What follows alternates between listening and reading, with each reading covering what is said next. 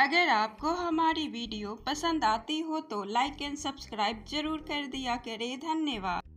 भूतिया गांव ये कहानी केवल मनोरंजन के लिए है। इसके पीछे हमारा उद्देश्य किसी भी प्रकार की अंधश्रद्धा का प्रचार करने का नहीं है। एक समय की बात है, चमकोली नामक गांव में अक्सर अजीबोगरीबी घटनाएं हुआ करती थी।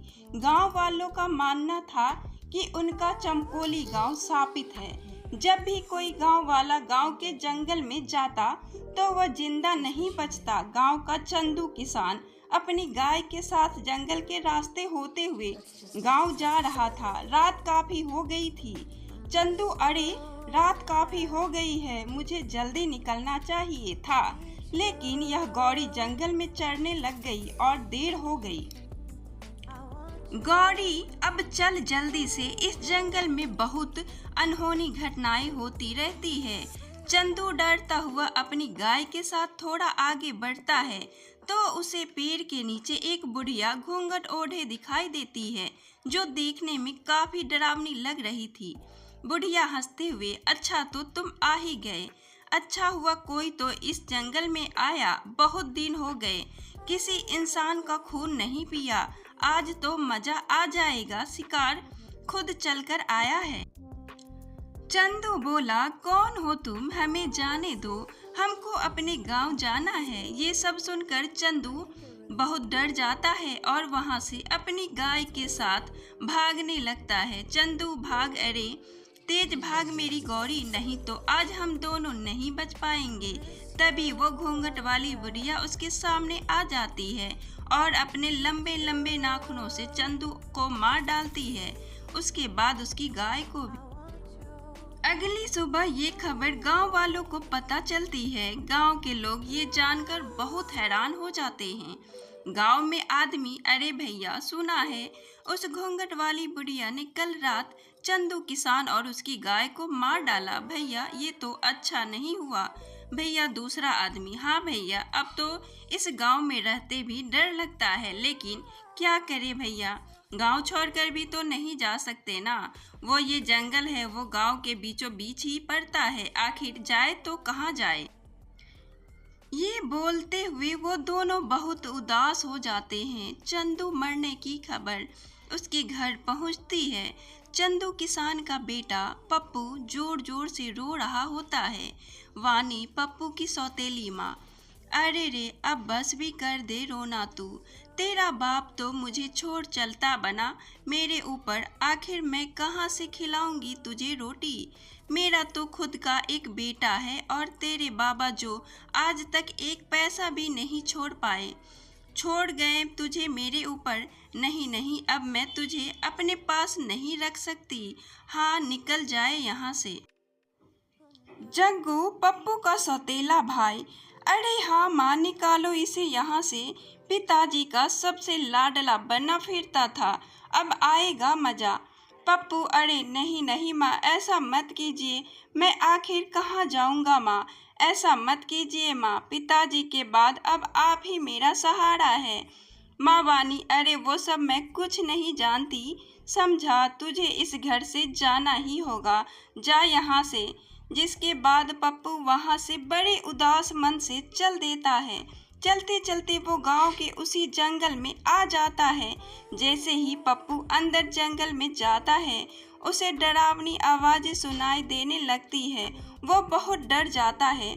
पप्पू, अरे ये कैसी अजीब सी आवाज़ है, मुझे तो बहुत डर लग रहा है। हे भगवान, इस गांव से बाहर जाने का एक ही रास्ता है जो जंगल से होकर गुजरता है। हे भगवान, मेरी सहायता कीजिए, अभी तो मुझे बहुत भूख भी लग रही है। हाँ, और जिस ओर से डरावनी आवाज़ें आ रही होती है, पप्पू उस ओर चल देता है। तभी वो देखता है कि वहाँ पेड़ के नीचे घूंघट में एक बुढ़िया बैठी हुई है। बुढ़िया हंसते हुए, आ गया तू, अब मुझे एक नया शिकार मिल गया। उसकी बात सुनकर पप्पू काफ़ी डर जाता है। पप्पू, हे भगवान, अब मैं क्या करूं? तभी भागते भागते पप्पू एक गड्ढे में गिर जाता है। जैसे ही पप्पू उस गड्ढे में गिरता है, तो वो एक ऐसी जगह पहुंच जाता है जहां बहुत रोशनी होती है। काफी बड़े बड़े पेड़ होते हैं और उन्हीं पेड़ों के पास एक बहुत सी सुंदर नदी होती है। वहाँ आसपास अलग अलग तरह के पक्षी और जानवर घूम रहे होते हैं। सबको देखकर पप्पू हैरान रह जाता है। पप्पू, अरे ये मैं कहाँ आ गया हूँ? ऐसा अजीब सा जंगल तो मैंने कभी नहीं देखा। तभी वो थोड़ी दूर चलता है कि उस जंगल में गांव के वो लोग जो मर गए थे पेड़ से बंधे थे और साथ में पप्पू के बाबा भी थे। पप्पू ये देखकर हैरान रह जाता है और अपने बाबा के पास आ जाता है। पप्पू, अरे बाबा, आप जिंदा हैं? आपको पता है मुझे लगा था मैंने आपको खो दिया, लेकिन आप तो जिंदा है। लेकिन आप यहाँ कैसे आए? पप्पू की इन बातों का उनके बाबा पर कोई असर नहीं हो रहा था। पप्पू, अरे बाबा, आप बोलते क्यों नहीं? तभी बापू के पास एक अजीब सा दिखने वाला आदमी आता है। उसकी 3 आंखें होती है। पप्पू उसे देखकर हैरान हो जाता है। आदमी, अरे बेटा, तुम मुझसे डरो मत, मैं तुम्हें कुछ भी नहीं करूँगा। इस जादुई जंगल में आसानी से कोई नहीं आ सकता। अगर तुम यहाँ आए हो तो जरूर तुम में कोई खास बात अवश्य है। पप्पू, लेकिन आप कौन हैं? और यहाँ पर मेरे गांव के वो सारे लोग मौजूद हैं जो मर गए थे, यहाँ तक कि मेरे बाबा भी। मेरी तो कुछ समझ नहीं आ रहा। आदमी, बेटा, मैं इस जंगल में कई वर्षों से तपस्या कर रहा था कि अचानक एक दिन यहाँ पर एक औरत जो पिशाचिनी थी वो आ गई। कई वर्षों की तपस्या के बाद मुझे एक मंत्र मिला जिससे मैं सबसे शक्तिशाली हो सकता था और हमेशा के लिए अमर भी। लेकिन इस बात की खबर उस पिशाचिनी को लग गई और यहाँ मुझे मारने आई है। फ्लैशबैक, पूर्वालोकन। बुढ़िया, मैं पिशाचिनी हूँ। मुझे पता चल गया है कि तेरे पास वो जादुई मंत्र है। मुझे वो जादुई मंत्र बता। मैं इस दुनिया में अमर होना चाहती हूँ। आदमी, उस समय अगर मैं पिशाचिनी को जादुई मंत्र नहीं बताता तो वो मुझे मार डालती। इसीलिए मैंने उसे वो जादुई मंत्र बता दिया। लेकिन क्योंकि वो एक पिशाचिनी औरत थी, इसीलिए उसे अमर होने के लिए उस जादुई मंत्र के साथ साथ कुछ लोगों के खून की भी जरूरत थी, जिनका खून पीकर वो अमर हो सकती थी। तब से ही पिशाचिनी अपना भेष बदलकर अलग अलग गांव में जाती है और लोगों को मारकर उन्हें यहाँ इस जंगल में ले आती है और उनका सारा खून पी जाती है। 3 आंखों वाले आदमी की ये बात सुनकर पप्पू दंग रह जाता है। पप्पू, तो क्या अब मेरे बाबा और मेरे गांव के सभी लोग कभी जिंदा नहीं हो पाएंगे? आदमी, बेटा, जिंदा हो सकते हैं, लेकिन इसके लिए तुम्हें एक कठिन राह से गुजरना होगा। वो घूंघट वाली औरत ही पिशाचिनी है जो तुम्हारे गांव के लोगों को मारा करती है। अब बस उसे कुछ ही लोगों के खून की जरूरत है, जिसके बाद वो उस जादुई मंत्र से अमर हो जाएगी। अगर ऐसा हुआ तो तुम कभी भी अपने पिता और बाकी गांव वालों को कभी जिंदा नहीं कर पाओगे। सिर्फ एक ही रास्ता है जो उस घूंघट वाली पिशाचिनी को अमर होने से रोक सकता है, लेकिन राह बहुत कठिन है। पप्पू, मुझे वो राह बताएं। मैं अपने बाबा और गांव वालों को फिर से जिंदा करना चाहता हूँ। बताइए मुझे क्या करना होगा। तभी वो 3 आंख वाला आदमी पप्पू को एक जल का लोटा देता है। आदमी, पप्पू, इस शुद्ध जल के कलश को लेकर तुम्हें उस पिशाचिनी के पास जंगल में जाना होगा और जिस वृक्ष के नीचे वो अपने शिकार का इंतजार करती है, उसी वृक्ष के ऊपर एक उल्लू निवास करता है। उसी उल्लू में उस पिशाचिनी के प्राण हैं। अगर उस उल्लू के ऊपर तुम इस सिद्ध जल को छिड़क दो तो उसका अंत निश्चित है। पप्पू, आप मुझ पर भरोसा करें। मैं अपने बाबा और गांव वालों के लिए अपने प्राणों से खेल जाऊंगा। आदमी, कलश लेकर तो तुम जाओगे, लेकिन ध्यान रहे ये कलश अगर गलती से पिशाचिनी ने छू लिया तो इसकी सारी शक्ति खत्म हो जाएगी। एक बात और, ये काम तुम्हें सूर्यास्त के वक्त ही करना होगा।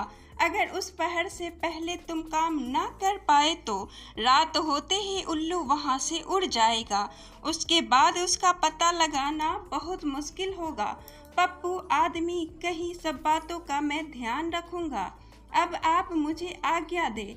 आदमी, तुम अपने कार्य में कामयाब होकर लौटो। सभी का आशीर्वाद तुम्हारे साथ है। इसके बाद पप्पू जंगल में ठीक उसी जगह सूर्यास्त से पहले पहुंच जाता है। पप्पू, मैं उस पिशाचिनी को किसी तरह इस पेड़ के नीचे से हटाऊं। अगर मैं उसके सामने आ गया तो मेरे पीछे पड़ जाएगी और इस कलश को भी तोड़ना चाहेगी। हे भगवान, मेरी मदद करो। तभी पप्पू के सामने उसकी गाय गौरी, जिसको पिशाचिनी ने मार दिया होता है, वो आ जाती है। पप्पू, अरे गौरी, तुम आ गई। गौरी, हाँ पप्पू, मैं तुम्हारी मदद करने आई हूँ। अब मैं तुम्हारा रूप लेकर पिशाचिनी के सामने जाऊंगी, जिससे वो मेरे पीछे भागेगी। तब तुम पीछे से जाकर उस पेड़ पर बैठे उल्लू पर इस सिद्ध जल को छिड़क देना, जिससे इस पिशाचिनी का अंत हो जाएगा। पप्पू, ठीक है, मैं बिल्कुल वैसा ही करूँगा। इसके बाद गौरी पप्पू का रूप ले लेती है। पिशाचिनी के सामने जाकर गौरी, इधर देखो बूढ़ी पिशाचिनी, आओ मेरे पास। पिशाचिनी, अरे ये क्या देख रही हूँ। आज मेरा शिकार मुझे खुद बुला रहा है। आज तो आनंद आ जाएगा। उस दिन तुम कहीं भाग निकले थे, आज तुम्हें मैं नहीं बचा पाऊंगा। हाँ पप्पू, सूर्यास्त होने ही वाला है। यही वक्त है जब मुझे उस उल्लू पर जल छिड़क कर इस पिशाचिनी का अंत करना होगा। पप्पू झट से उस पेड़ पर चढ़ जाता है और देखता है कि एक बहुत भयानक सा उल्लू पेड़ की डाल पर बैठा हुआ है। पप्पू कलश से जल उस पर छिड़क देता है, जिससे उल्लू जलकर खाक हो जाता है और वही दूसरी ओर पिशाचिनी गौरी के पीछे भागते हुए जलने लगती है। पिशाचिनी, अरे ये क्या हो रहा है। मेरा शरीर कैसे जल रहा है। धोखा, मेरे साथ धोखा हुआ है। नहीं, ऐसे किसी को नहीं छोड़ूंगा, बचाओ। पप्पू, धन्यवाद ईश्वर, मैं इस पिशाचिनी का अंत करने में सफल हुआ। इसके खत्म होते ही पप्पू के बाबा और सभी गांव वाले उस 3 आंख वाले आदमी के साथ वहां आते हैं, जिन्हें देखकर पप्पू बहुत खुश हो जाता है। पप्पू, अरे बाबा, आप जिंदा हो गए। मेरे प्यारे बाबा, देखो मैं आपको अपने पास फिर से ले आया। चंदू, हाँ मेरे बच्चे, देख मैं तेरे पास आ गया हूँ। 3 आंख वाला आदमी, वाह पप्पू, तुम सच में बहुत बहादुर और साहसी हो। तुमने उस पिशाचिनी की घूंघट वाली बुढ़िया को हमेशा के लिए मुक्त कर दिया है। अब वो बहुत दूर जा चुकी है। अब तुम्हारा गांव शापित नहीं रहा बेटा। अब किसी भी गांव वाले की मौत नहीं होगी और ये सब तुम्हारे ही कारण हुआ है। यह सुनकर वापस जिंदा हुए सारे गांव वाले भी पप्पू का धन्यवाद करने लगते हैं। वानी, मुझे माफ कर दो पप्पू, मैंने तुम्हारे साथ बहुत गलत व्यवहार किया। पप्पू, मेरे मन में आपके लिए कोई कड़वाहट नहीं है माँ। देखो पिताजी अब हमारे साथ हैं, अब हम सब साथ रहेंगे। बूढ़ा आदमी, अरे वाह बेटा, तुमने जो हमारे लिए किया वह कोई नहीं कर सकता। तुम वाकई ही हमारे गांव के नायाब हीरे हो। हम तो तुम्हें पाकर धन्य हो गए। बेटा, इस कहानी से आपने क्या सीखा, नीचे कमेंट में हमें ज़रूर बताइए।